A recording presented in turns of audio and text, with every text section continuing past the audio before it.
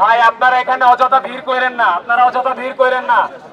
আপনারা ফুটপাথটা ব্যবহার করেন, ফুটপাথ ব্যবহার করেন। মিরপুর অগ্নিকাণ্ডের যে ঘটনা ঘটেছে ঠিক এর পাশে উৎসুক জনতার প্রচণ্ড ভিড় দেখা যাচ্ছে। স্বেচ্ছাসেবকদের পক্ষ থেকে বারবার যারা উৎসুক জনতা আছে তাদেরকে সরার কথা বললেও তারা সরছে না, এবং এখানে যে কেমিক্যাল গুডাউন আছে সেই কেমিক্যাল গুডাউনে বিষাক্ত পদার্থ আছে, যার কারণে তাদের সমস্যা হতে পারে। বারবার স্বেচ্ছাসেবকদের পক্ষ থেকে এই সতর্ক বার্তা দেওয়া হলেও এখানে যে উৎসুক জনতা আপনাদেরকে দেখাচ্ছি সেই উৎসুক জনতা রচ্ছে না, এবং রাস্তার বিশেষ করে গার্মেন্টসের ঠিক অপোজিটের রাস্তা যেটি সেখানে তারা অবস্থান করছে, এবং এর পাশের রাস্তা পুরো রাস্তায় উৎসুক জনতার ভিড় দেখানোর চেষ্টা করছি।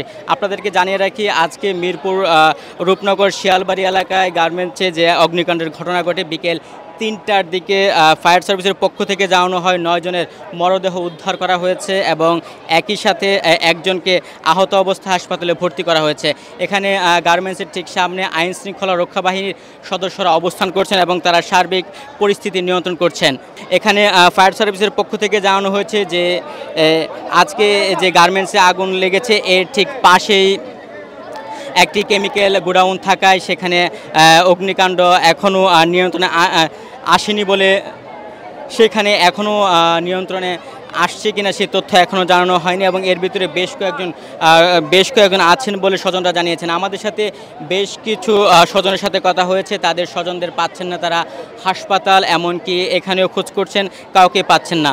ওর যে তথ্যটা নিব, কোথায় আছে, কিভাবে আছে, বের হয়েছে কিংবা ভিতরে আছে, মানে ওর সাথে যারা কাজ করে ওদেরকে কারোর উপায় নাই।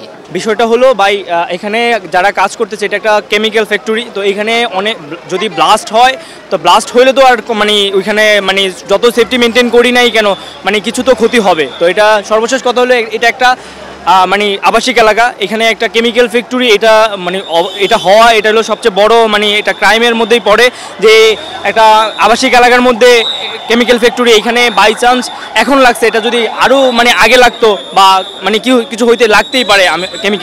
কেমিক্যাল যদি যখন আগুন লাগে কেমিক্যাল ব্লাস্ট হয়। আমরা যখন বিউবিটি ভবনে ক্লাসে ছিলাম প্রায় 11টার দিকে, তখন এখানে কেমিক্যাল ব্লাস্ট করছে প্রায় 2-3 বার।